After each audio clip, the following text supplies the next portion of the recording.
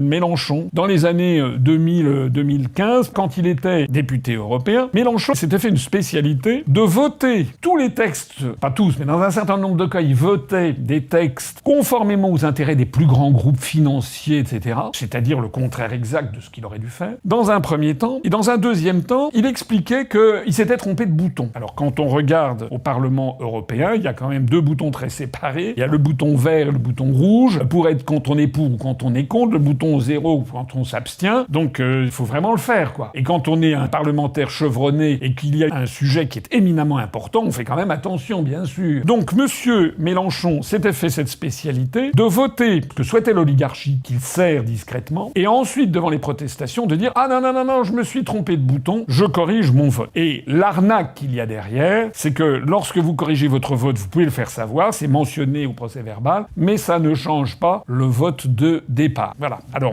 j'ai eu l'occasion de le dire. Il y avait même eu un article de fact-checking à mon encontre sur Libération. Vous voyez d'ailleurs les preuves. Eh bien, l'article de fact-checking avait été obligé de me donner raison parce que, ayant été invité à parler à l'époque par Madame Natacha Polony, j'avais fait savoir que Monsieur Mélenchon s'était trompé 266 fois de bouton. Une fois, ça peut arriver. Deux fois, 266 fois. Là, ce ne sont plus des coïncidences. C'est un système de gestion, c'est-à-dire en permanence se foutre de la gueule du monde et en particulier de ses électeurs.